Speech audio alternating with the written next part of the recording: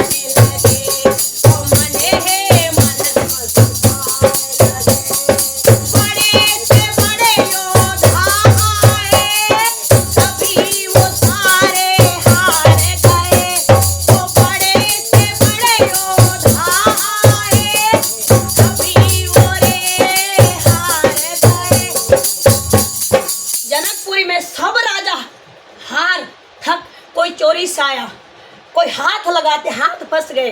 अरे राम की लीला है, मेरे शंकर भगवान की लीला है। तो देखो अंतिम कड़ी में परशुराम कैसे क्रोधित होते हैं। फिर उसके बाद में युद्ध भी होता है लक्ष्मण का परशुराम का। तो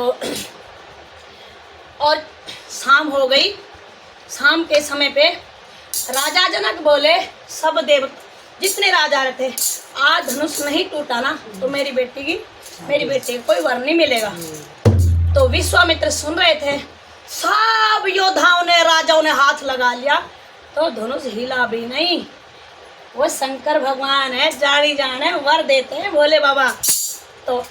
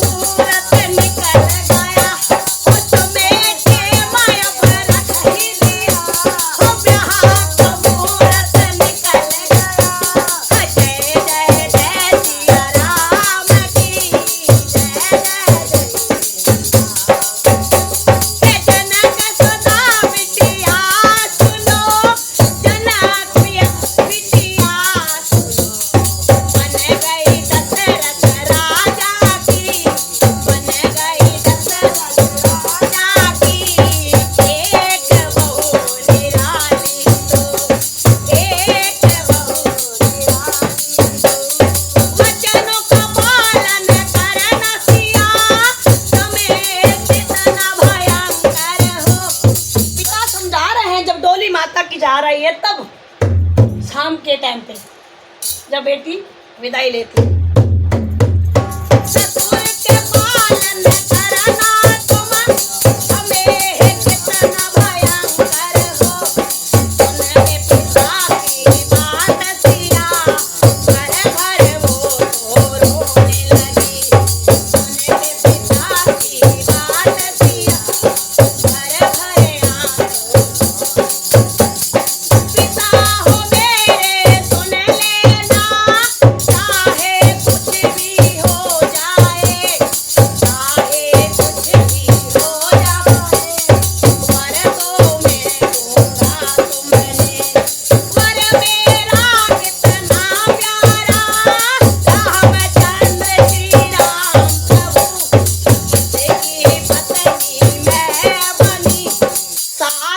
निभाऊंगी जन्म जन्म तक। बोले सिया रामचंद्र भगवान की जय हो।